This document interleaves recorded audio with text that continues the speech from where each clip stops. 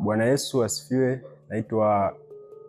Kwa majina naitwa Tumaini Jonas Mabamba, ni mhandisi mwanafunzi wa kozi inaitwa Bachelor of Science in Digital Content and Broadcast Engineering, na niko hapa Kasfeta na leo nipo kwenye podcast ya The Great Experience kwa ajili ya kushare experience kupitia maswali ambayo yameandaliwa hapa. Taanza swali la kwanza kabisa, linasema vijana wengi wanaonekana wenye furaha mitandaoni lakini ndani hawana amani. Unafikiri ni kwa nini? Sasa swali zuri, na nikijibu kutokea kwenye mtazamo wangu, kinachosababisha vijana wengi wakose furaha lakini wanakuwa na furaha tu kwenye mitandao ya kijamii, yani social media, sababu kubwa ni kwa sababu ya namna ambavyo wanajaribu kuigiza maisha, yani kufeki maisha, kwa sababu kimsingi kuna namna vijana wanakuwa na mitazamo ya kuonyesha watu maisha ambayo sio uhalisia wao. Yani tunaingia kwenye mitandao ya kijamii, mtu ameshinda na njaa au amelala njaa, lakini anajaribu kuonyesha kwamba maisha yake yako vizuri, au amekopa fedha, anaenda kununua chakula, anapiga picha, anafanyaje ili aonekane ana maisha mazuri. Wengine wanafika mbali, wanakodisha mpaka assets kama hizi, yani mtu anachukua gari, anaenda anakodisha, anakaa nalo kutwa nzima, anazunguka akiwa anajaribu kuonyesha kwamba maisha yake ni ya namna fulani. At the end of the day, anaporudisha kile kitu, kwa mfano kama ni gari hivyo amekodisha, maana yake inarudi uhalisia huko pale pale kwamba maisha yake ni magumu, so anabaki na depression. Kwa sababu gani? Kwa sababu njia ya muongo ni fupi, yani mbio za sakafuni wanasema uishia ukingoni. Kwa hiyo utajaribu kuapprove watu kwamba maisha yako ni mazuri kwa kuportray namna fulani ya kuishi kwenye mitandao ya kijamii, lakini haimaanishi uhalisia wa maisha yako utabaki vile vile, na hii inasababisha watu washindwe kuendelea, kwa sababu kinachowafanya washindwe kuendelea ni kwa nini? Wanabaki kwenye comfort zone, maisha yao yanabaki kuprove watu, wanatafuta vitu vichache sana, fedha ndogo sana kwa ajili tu ya kuimpress watu wengine. So hicho inakuwa ni mojawapo ya sababu inayofanya kwenye uhalisia wa maisha yetu kuwe chini kwenye furaha, kwenye namna ambavyo tunaishi, tofauti na namna ambavyo tunaishi kwenye social media. So mimi kwa mtazamo wangu ninaona hiyo ndio sababu kubwa ya watu vijana wengi kuwa na maisha ambayo yana furaha kwenye social media, wanakuwa na maisha ya aina hiyo, lakini ukirudi kwenye uhalisia wao, they have a lot of depression, wana mawazo, wana vitu vingi sana vinawasumbua. So kwa hapo naomba nikomea hapo, lakini swali lingine nasema, ni pressure gani kubwa ambayo vijana wa kizazi hiki wanapitia kimya kimya? Uhalisia wa maisha yetu ya sasa hivi kama vijana, depression, pressure kubwa ambayo inatukuta au inatukabili ni issue ya mafanikio. Ni issue ya mafanikio. Sasa hivi kuna pressure kubwa. Sasa ukilinganisha na swali la kwanza, utagundua kama yana uhusiano. Pressure inayosumbua vijana wengi sasa hivi ni kwamba wanakuwa wana panic wakiona maisha ya watu, hasa wengine wanaoigiza, lakini wengine ni halisi. Akilinganisha umri wake na mahali ambapo wamefika, umbali ambao wamefika, anagundua kwamba kwa mtazamo wake amechelewa. Labda let's say sasa hivi tunasoma elimu ya kuanzia shule ya msingi mpaka unafika university, a lot of years, lakini inafika labda umri wa miaka 25, 24 mtu ndo anamaliza chuo kikuu. Akiangalia kuna vijana wa umri wake wameenda umbali kwenye maisha, wanamiliki fedha, wengine kwa njia ambazo ni halali na wengine ambazo sio halali. Lakini ukirudi hapo hapo unagundua kwamba pamoja na kwamba vijana wenzake wamefanikiwa, lakini kuna mitazamo ya watu mbalimbali kwamba yaani ukishafika umri fulani wewe tayari maisha yako kama hujajipata, tunaita kujipata sasa hivi vijana, kama hujajipata basi umechelewa. Kwa hiyo pressure kubwa sasa hivi ya vijana ni kwamba tuna pressure ya mafanikio. Yaani mafanikio yanatusababisha tushindwe kuwa na utulivu, tunafanya chochote. Yaani unakuta mtu kwa sababu tu fulani anafanya jambo fulani, haangalii kwamba yeye kusudi lake ni nini, haangalii kwamba direction yake ya maisha ameiseti kwa namna gani, anafanya kitu chochote tu ili apate mafanikio. Siku hizi unaweza ukakuta mtu yuko tayari afanye. Kuna video moja nishai kuiona mtandaoni, mtu anasema kwamba anamuuliza, ilikuwa ni interview ama anafanyiwa interview. Sasa yule ambaye ni mwandishi anamuuliza kuhusiana na mafanikio, namna gani amepata fedha. Kilichokuja kutokea, yule ambaye anamhoji akaulizwa swali na yule anayehojiwa kwamba una miaka mingapi? Akamwambia na miaka 23. Na unahitaji fedha za halali? Akamwambia ndio. Akamwambia sawa, basi itakuwa una muda. Mimi mpaka sasa hivi nilipofikia hapa sihitaji tena fedha za halali. Maana yake yuko tayari kufanya chochote kwa ajili ya kupata fedha. Tumefika mbali sasa hivi, watu wanaingia kwenye kunyang'anya, kufanyaje. Ni mambo ambayo yanatusababisha tuingie kwenye hali fulani ya kuwa wakatili kwa sababu tu ya pressure ya mafanikio. So mimi ushauri wangu sasa kwenye hili ni kwamba tujitahidi kurudi kwa Mungu. Tujitahidi kurudi kwa Mungu ambaye ndio chanzo cha mafanikio, kwa sababu unapokuwa na pressure ya mafanikio ni kwa sababu ya aina ya ufahamu ambao uko nao kuhusiana na mafanikio.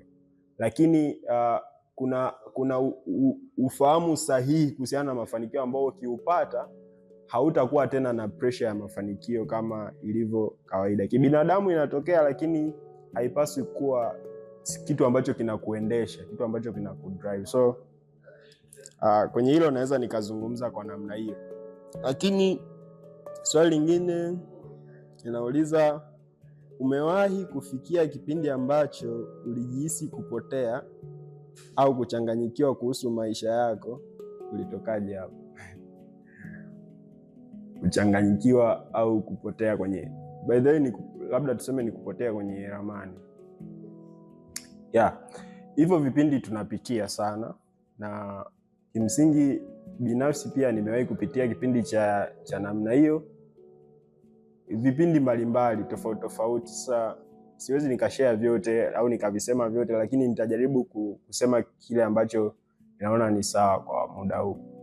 Nikiwa mwaka wa kwanza, kuna wakati ambao nilipitia changamoto kadhaa ambazo zilinifanya niwe unstable kwenye kufanya baadhi ya mambo. Sasa changamoto aina ile inakusababisha ushindwe kuwa na ufanisi kwenye mambo kadhaa, ikiwemo eneo la kiroho, utendaji tu wa kawaida wa maisha ya kila siku. Lakini kilichosababisha mpaka sasa hivi nipo hapa, na kilichosababisha mpaka sasa hivi nimesimama tena, sababu ilikuwa ni ngumu, ilikuwa ni situation ambayo ni ngumu, lakini kilichosababisha mpaka nimesimama tena ni kurudi mikononi mwa Mungu. Nilipopata changamoto sikukimbia. Kuna tofauti kati ya kukimbia uwepo wa Mungu na kukimbilia kwenye uwepo wa Mungu. Maana yake kilichosababisha nimesimama mpaka sasa hivi ni kukimbilia kwenye uwepo wa Mungu. Niligundua kwamba changamoto inapokuja kutokea, haijalishi kwamba ni nzuri, jambo lolote, sisemi changamoto, hamna changamoto nzuri, lakini jambo lolote ambalo linatokea, haijalishi kwamba ni zuri au ni baya, ilimradi limekutokea ukiwa kwenye territory ya ufalme wa Mungu, hiyo ina makusudi kwa ajili ya maisha yako. Lakini ni ngumu sana kuona kusudi la Mungu kwenye jambo baya, na kimsingi sio jambo baya, ni kwa sababu tu ufahamu wako unakuonyesha kwamba ni jambo baya. So jambo lolote ambalo ni gumu linakukuta kwenye mazingira yoyote yale, inamaanisha ni Mungu anajaribu, sio anajaribu, ni Mungu anakupitisha hapo ili akupeleke mahali, kuna umbali anataka kukupeleka. So unapaswa tu uwe na ufahamu kwamba Mungu ananiwazia mawazo ambayo ni mema. Sawa, kwa maandiko yanasema kwamba Mungu anajua mawazo anayotuwazia kwamba ni mawazo sio mabaya. Yaani Mungu anatuwazia vitu vizuri kuliko tunavyofikiria. Kwa hiyo ukipitia kwenye eneo ambalo ni gumu, inamaanisha uzuri kwa upande wa Mungu, na ukipitia kwenye eneo ambalo ni zuri, ni uzuri vile vile kwenye upande wa Mungu. So tunatakiwa tumuone Mungu kwenye mambo mabaya ambayo yanatukuta. Nilipata hiyo neema ya kuwa na watu ambao walinisaidia kuzungumza na mimi, na Roho Mtakatifu akanisaidia, na kimsingi nimesimama hapa, nimesimama mpaka sasa hivi ni kwa sababu nilirudi mikononi mwa Mungu. So tunapopitia changamoto, turudi mikononi mwa Mungu. Mungu anatusaidia, anajua kutupa ambayo ni mema. Mungu anajua kutusaidia, kututoa kwenye hali ambazo ni ngumu. Kwa hiyo naweza nikashare kwa namna hiyo, na kimsingi nilitoka kwa namna hiyo. Kwa hiyo nilitokaje hapo? Ni Mungu alinitoa, kwa sababu nilirudi mikononi mwake, nilipata hiyo neema. Swali lingine nasema, vijana wengi wanatafuta acceptance kutoka kwa watu. Hilo linaathirije identity ya mtu? Sasa maswali yametumia mchanganyiko wa lugha, ila kimsingi ninachokifahamu, tunaishi sio kwa sababu watu wanataka tuishi hivyo.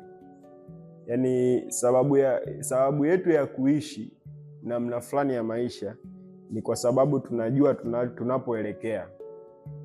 Kwa hiyo vijana wengi wanatafuta acceptance ya watu, maana yake wanatafuta watu wa prove kwamba hapa umefanya vizuri, hapa umefanya vibaya. Sio kwa sababu wanakosea, ni kwa sababu wameshindwa kuendana na namna ambavyo maisha yao yanatakiwa kuenda, na hiyo inasababishwa na kukosa direction. Mtu yoyote ambaye hajui anapoelekea, akifika popote amefika.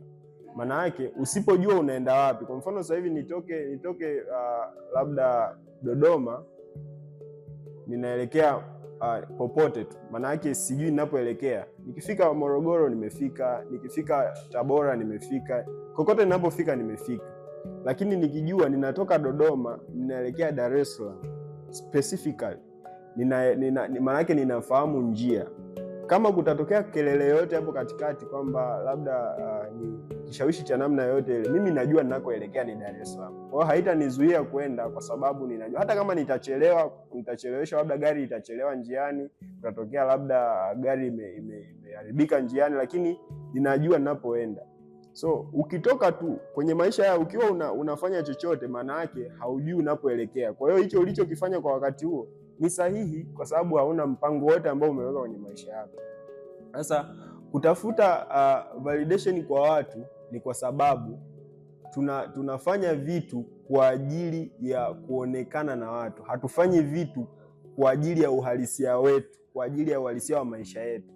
Kwa hiyo kimsingi tunachopaswa kufanya ni kuweka mikakati, kuweka mipango, kuweka goals zile, kuweka maono kwamba uelekeo wangu ni hapa. So kelele yote itakayotokea katikati haimaanishi kwamba itarudisha nyuma. Kuna mambo utayawaza ambayo hayatakubaliwa na kila mmoja. Kuna watu wengine unawapenda, kuna watu wengine wanakupenda na ni watu wako wa karibu, unawaamini, wanakuamini. Lakini kuna wakati utafika, utafanya maamuzi kwa ajili ya hatima yako, kwa ajili ya uelekeo wa maisha yako, ambayo haitakubaliwa na hao watu, pamoja na kwamba wanakupenda. Wengine wanaweza wakawa ni family members, wengine wanaweza wakawa marafiki zako wa karibu sana, lakini as long as unajua unakoelekea, unapaswa kukubaliana na kukataliwa kwa namna hiyo, ili mradi tu una uhakika. Na uhakika tunautoa wapi? Uhakika wa mambo ambayo tunayafanya tunautoa mikononi mwa Mungu. Uhusiano wako binafsi na Mungu utadefine kwamba wewe una maamuzi yako ni kweli yanakupeleka kwenye sehemu ambayo Mungu anataka. Je, maamuzi yako ni kweli yanakupeleka sehemu nzuri? Yeah. Kwa hiyo labda anachokifanya, kama anajua anachokifanya, anakosea, kwa sababu ukifanya jambo ili watu wakuone, kuna hatari sana ya wewe kuwa disappointed, kwa sababu kuna mambo utayafanya mazuri ambayo watu watayaona. Kuna mambo utayafanya mazuri ambayo watu watayaona, alafu watakusifia. Alafu wakati huo huo kuna mambo mazuri utayafanya ukiwa unatarajia watu wakusifie, alafu watashindwa kukusifia. Sasa ikitokea hiyo moment ambayo umefanya mambo mazuri alafu watu wameshindwa kukusifia, maana yake utavunjika moyo, utashindwa kuendelea. Lakini ukiwa tu na wazo kwamba ninafanya hivi kwa ajili ya nifike sehemu fulani, maana yake utafanya kwa ajili yako, utafanya kwa ajili ya kupata validation kutoka kwa watu wengine. Kwa hiyo hilo ninaweza nikahitimisha kwa kusema hivyo. Swali lingine nasema, unaonaje nafasi ya Mungu kwenye maisha ya kijana wa kawaida wa leo? Nafasi ya Mungu kwenye maisha ya kijana siwezi nikailinganisha na kitu chochote. Yaani kwa kifupi ni 100% ya mambo yote ambayo yanamhusu kijana. Kwa hiyo sasa kusema nafasi ya Mungu maana yake ni nini?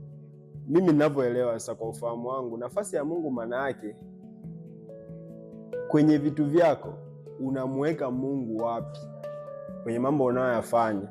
Kwa mfano, ili useme unampenda Mungu au mahusiano yako na Mungu yamekaa vizuri, maana yake unakuwa unamfanya Mungu awe the absolute priority ya kila kitu unachokifanya. Nikisema absolute priority, maana yake ni kipaumbele cha kwanza bila kujali kitu chochote. Kama utakuwa ni mwanafunzi, maana yake kwenye mambo yako yote yanayohusiana na taaluma utakuwa unamtanguliza Mungu, ndio kipaumbele cha kwanza. Maana yake kijana yeyote, nafasi ya Mungu inatakiwa iwe ndio ya kwanza kwenye jambo lolote. Lolote ni jambo lolote, hamna excuse hapo kwamba sijui labda, yani nikisema jambo lolote namaanisha chochote kweli kweli. Ni pamoja na hayo mambo madogo ambayo unaona kwamba ili hata siwezi nikamshirikisha Mungu. Yani sasa sijasema kwamba mimi labda ndo nina viwango hivyo vikubwa vya kiwango hicho, hapana, lakini najaribu kusema kwamba tujitahidi kumwomba Mungu atusaidie kufikia kwenye hilo eneo, kufikia kwenye hicho kiwango. Kwa hiyo kwa kifupi naweza nikasema hivyo, lakini kwa uzito sana naweza nikasema kwamba maisha ya kijana, sasa ni kijana kwa sababu ya context ya swali, lakini ni maisha ya mtu yoyote, nafasi ya Mungu inapaswa kuwa ya kwanza kuliko kitu chochote kile. Ndio maana kwenye Biblia kuna sehemu kuna tajiri mmoja alimwambia Bwana Yesu atafanyaje ili aweze kurithi ufalme wa mbinguni. Yesu alianza kumwambia kuhusiana na kuzishika amri na nini, akasema mambo yote nimewahi kuyafanya tangu utoto wangu, lakini jambo moja ambalo lilimsababisha akashindwa kusustain ni pale ambapo Yesu alimwambia akauze mali zake zote alafu awapatie maskini. Sio kwamba Yesu alikuwa anataka yule ndugu afanye vile, alikuwa ameona kwamba moyo wake umefungamanishwa na mali. Kwa hiyo kilichosababisha akashindwa ni kwa sababu kipaumbele chake cha kwanza ilikuwa ni mali zake. So hata kama ni matajiri, kipaumbele cha kwanza kinapaswa kuendelea kuwa ni Mungu. Hata kama ni wanafunzi, kipaumbele chetu cha kwanza kinapaswa kuwa Mungu. Kama ni chochote kile ambacho unakifanya, so ni biashara, ni jambo lolote, kipaumbele cha kwanza kinapaswa kuwa Mungu. Swali la 6 nasema, je, kweli mtu anaweza kuwa na furaha ya kweli bila kuwa karibu na Mungu? Swali limeuliza vizuri sana kwamba kweli mtu anaweza kuwa na furaha ya kweli. Maana yake kuna furaha alafu kuna furaha ya kweli.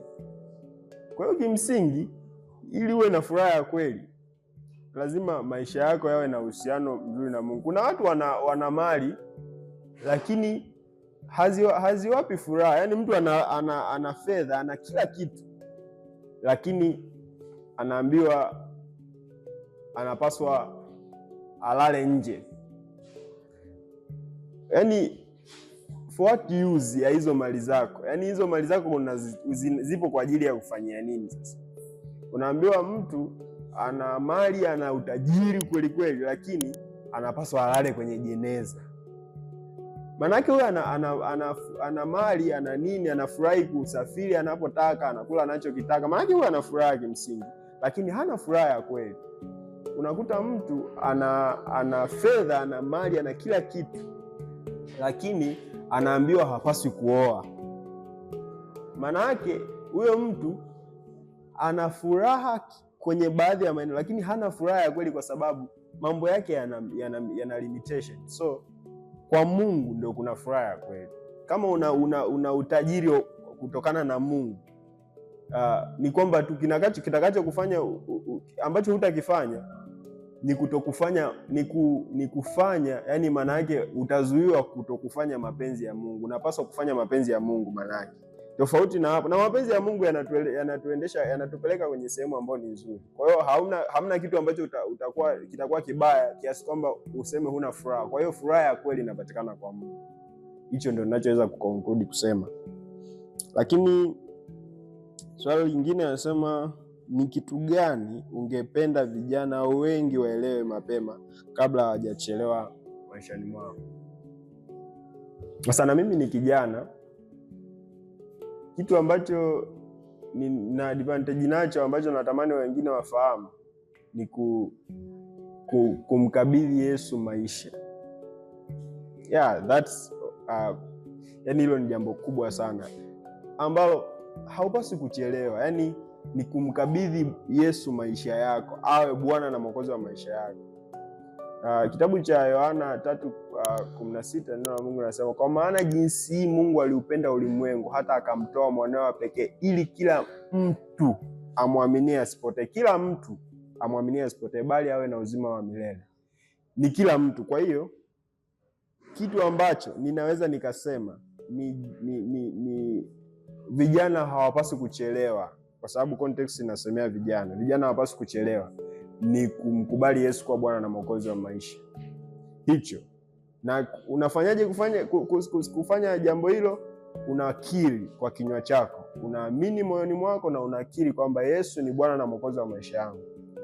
So kitu ambacho ninaona kwa mimi, na kimsingi ni hivyo, kwamba ili ufurahie maisha na uone kwamba hujachelewa, na kitu ambacho hupaswi kuchelewa, unapaswa kufanya very urgent, ni kuhusiana na kumkabidhi Yesu maisha yako, awe Bwana na Mwokozi wa maisha yako.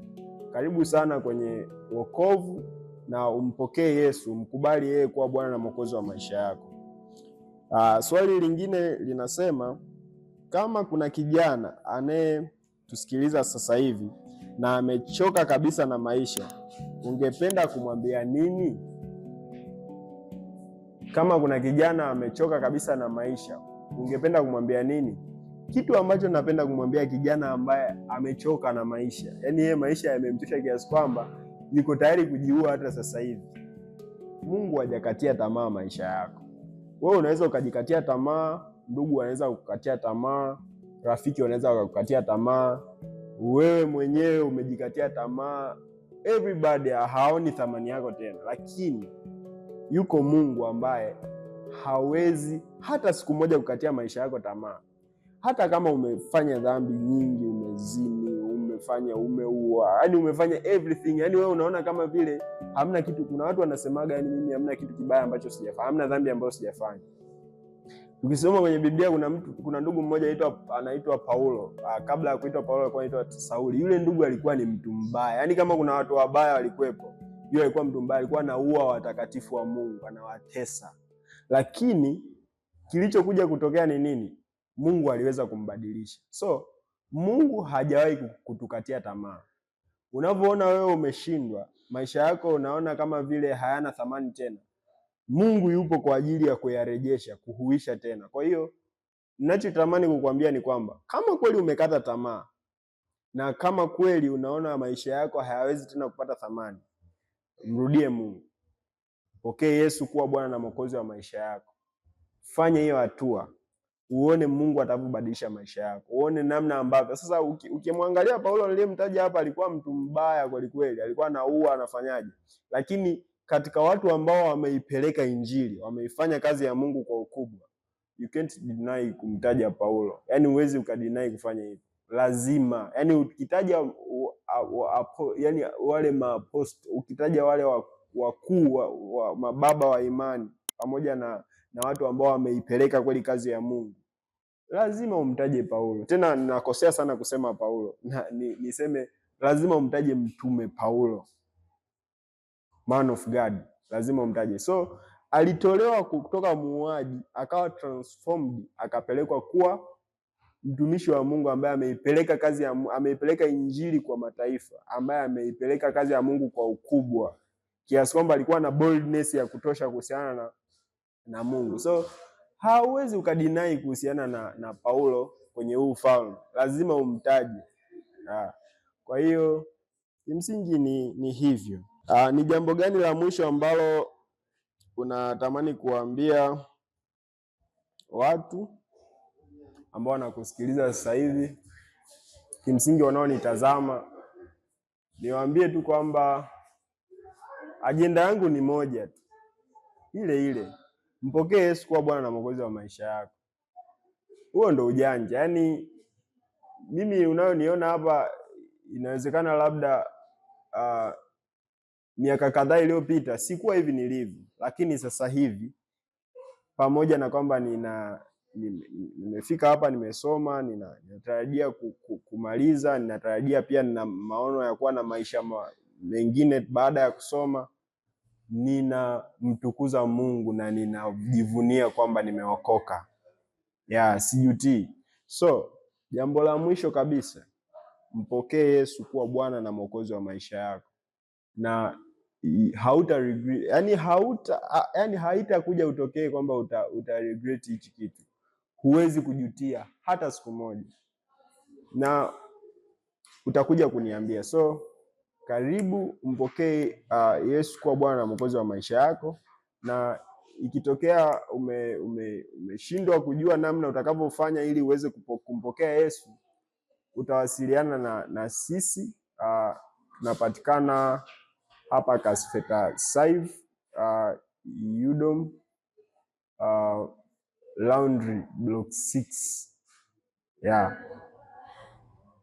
Upatikane hapa, tutakuelekeza namna utakavyoweza kumpokea Bwana Yesu. So ninashukuru kwa kunisikiliza, na ninawafurahia na namtukuza Mungu kwa ajili yenu. Asante sana.